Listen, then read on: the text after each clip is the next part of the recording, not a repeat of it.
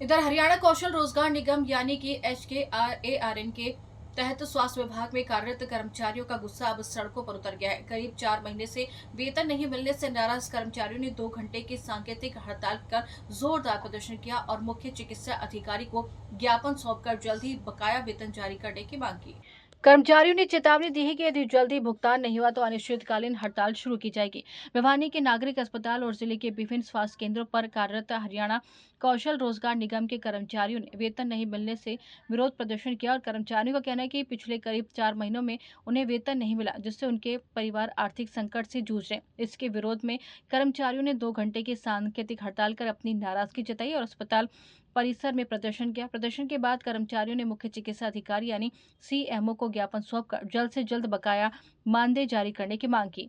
आंदोलन का नेतृत्व हरियाणा स्वास्थ्य कर्मचारी यूनियन के जिला प्रधान दीपक तंवर ने किया। उन्होंने कहा कि जिले में करीब 234 कर्मचारी पिछले 4 महीनों से बिना वेतन के काम करें, जो बेहद दुर्भाग्यपूर्ण है।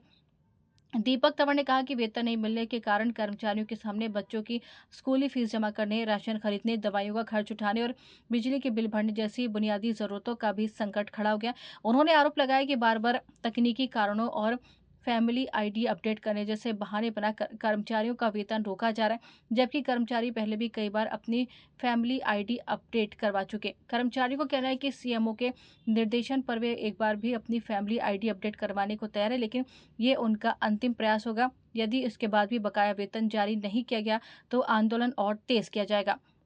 प्रदर्शन में सर्वे कर्मचारी संघ और विभिन्न कर्मचारी संगठनों के पदाधिकारियों ने भी हिस्सा लिया। उन्होंने चेतावनी दी है कि यदि HKARN कर्मचारियों को शोषण बंद नहीं हुआ और जल्द वेतन नहीं दिया गया तो जिले के अन्य विभागों के कर्मचारी भी आंदोलन में शामिल होंगे। कर्मचारियों ने स्पष्ट किया कि अब केवल सांकेतिक विरोध नहीं बल्कि आर पार की लड़ाई लड़ी जाएगी। फिलहाल कर्मचारियों ने प्रशासन को अंतिम चेतावनी देते हुए जल्द वेतन जारी करने की मांग की।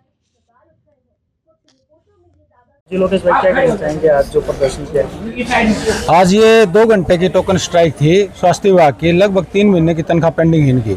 हमने DC साहब को भी ज्ञापन दिया था और ये बताया था कि 3 महीने की तनख्वाह पेंडिंग है। एक कमेटी बनाई गई थी लेकिन अभी तक उसका कोई समाधान नहीं हुआ। आज हम CMO के माध्यम से ज्ञापन देके ये बताना चाहते थे कि भाई जल्द से जल्द तनख्वाह का समाधान किया जाए, नहीं तो आने वाले समय में एक बड़ा आंदोलन हम खड़ा करने जा रहे हैं। क्योंकि देखिए लगातार स्वास्थ्य विभाग में काम कर रहे हैं, जितनी संख्या है कर्मचारियों की उससे ज़्यादा वो काम कर रहे हैं और लगभग 3 महीने सैलरी नहीं। आप समझ सकते हो उसकी आर्थिक हालत क्या होंगे।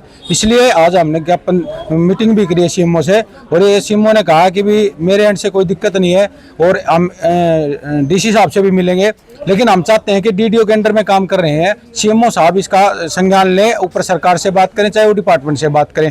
अगर फिर भी हमारी सुनवाई नहीं होती आने वाले समय में हम अपनी बड़ी मीटिंग करके बड़े आंदोलन की घोषणा करेंगे, जिसकी जिम्मेवारी जिला प्रशासन की पूर्ण रूप से होगी।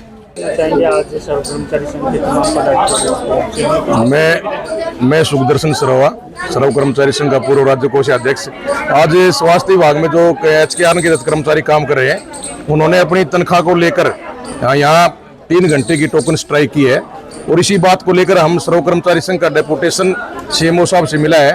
और CMO साहब शुरू में तो कुछ गर्मा गर्मी कर रहे थे, लेकिन बाद में हमने जो बात बताई तो उस बात पर सहमत भी हुए हैं ताकि मेरे कर्मचारी काम ठीक कर रहे हैं और मैं मेरे कर्मचारियों की दुख तकलीफ को दूर करूंगा। लेकिन हमने कहा कि बातों से दुख तकलीफ दूर नहीं होगी, आप इनका काम करिए। तो उन्होंने ये आश्वासन दिया है कि मैं DO लेटर भी लिखवाऊंगा और DO लेटर लिखवाने के बाद मैं मेरे ऑफिस से वहाँ मतलब हेड ऑफिस चंडीगढ़ मतलब यहाँ से इनको भेजूंगा और इनका जल्दी समाधान करवाऊंगा।